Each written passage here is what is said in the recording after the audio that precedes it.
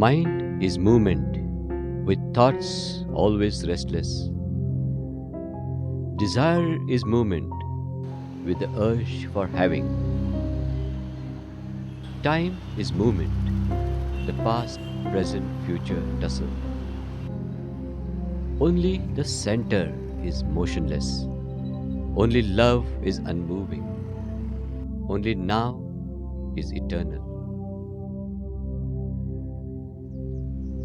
In spite of this restlessness, could we still connect to the rich fullness of this eternal silence and oneness?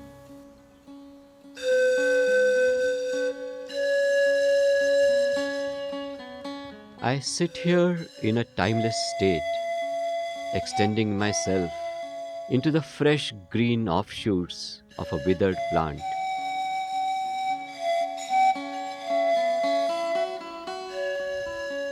Mingling with the raindrops and soaring into the clouds in the form of yonder hills. Then I cascade down as a stream, solidifying into rocks on my way to later amorphize into soil and dust.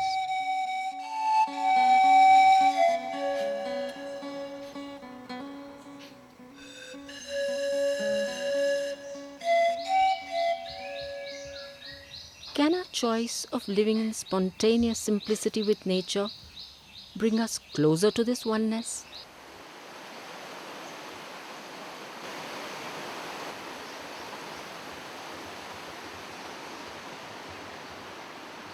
It's just a matter of priorities.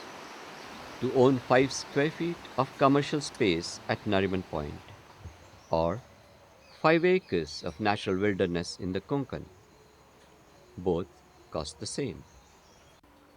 Isn't it a matter of choice to join the money making rat race in your imported, air conditioned, air freshened BMW on the busy, noisy, neon lit high street, or withdraw onto the slow lane with shady trees, chirping birds, and bubbling brooks, working with love, joy, and compassion?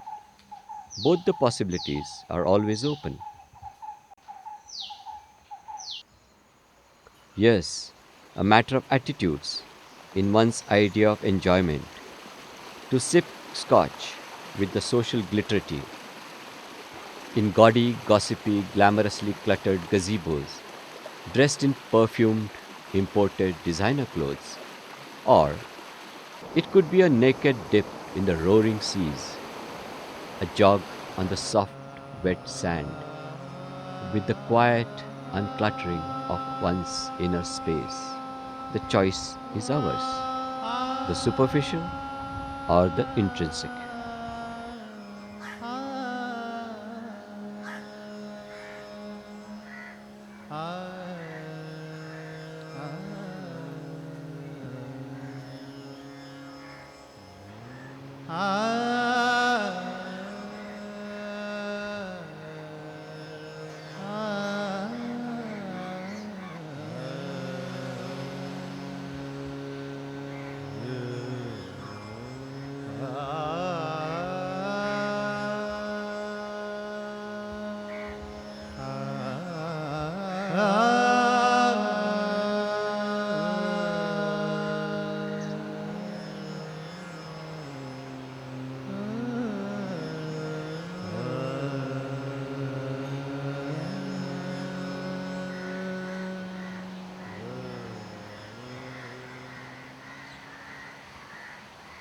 Can a natural, unified, and humane work environment make our work and life more enjoyable?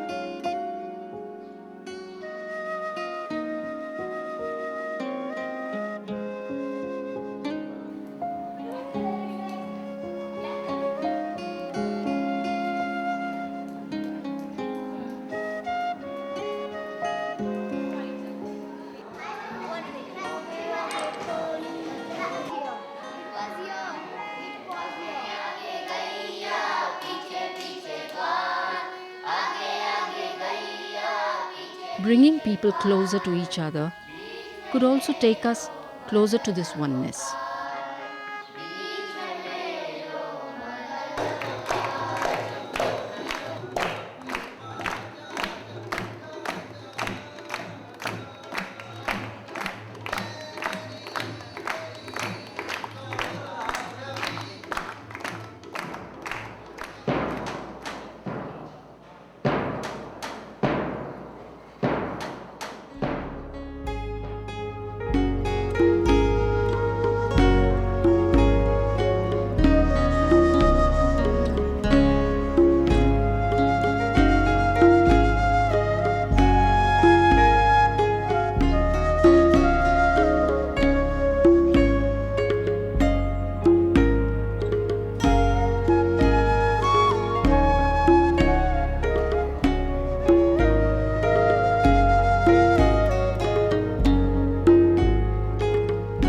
There comes a time when actions happen without motivation or incentive, without exploitation or manipulation, without pressure or coercion, without planning or compromise.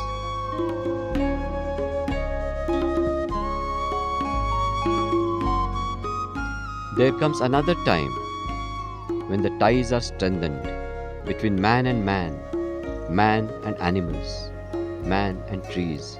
Ties that weave this web of life, that resonate one strand to the tune of the slightest happening on this web. Ties that create a richness and diversity of experience, a unifying fullness.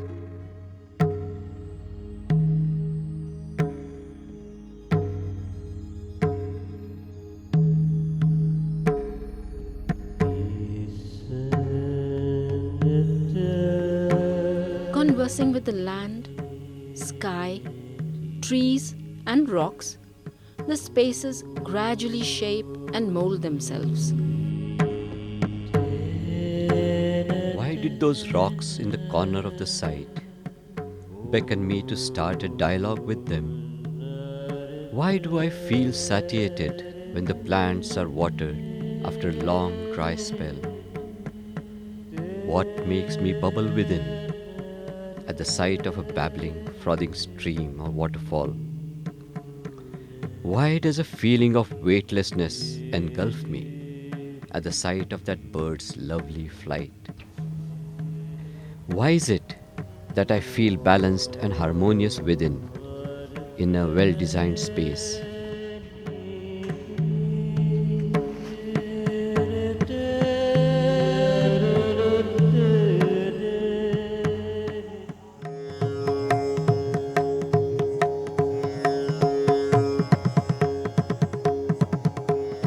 Can a hint of this wonderful unity of life be felt through a unified space that connects, holds, and flows into everything around it?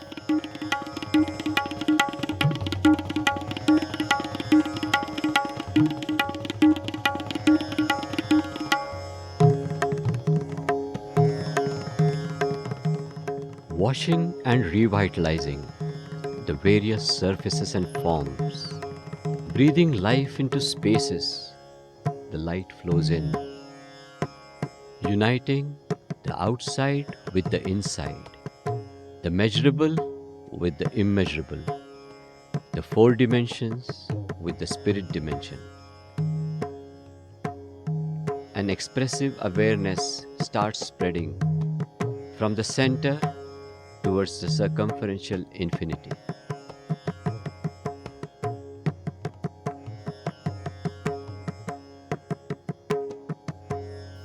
Can the quality of our spaces help bring about that feeling of bonding with everyone and everything around us? That feeling of oneness which we are today being alienated from.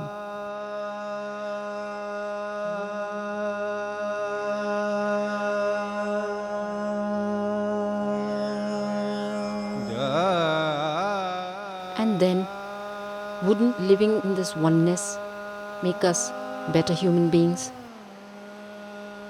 Many a times there seems to be something deeper, something of greater relevance and significance to this daily act of living. The more I attempt to describe it, the more I seem to lose it. With no hang ups or compulsions for climbing the social, professional, monetary ladder, every journey becomes its own destination, every moment life's glorious rejoicing. Could I not rejoice in just being?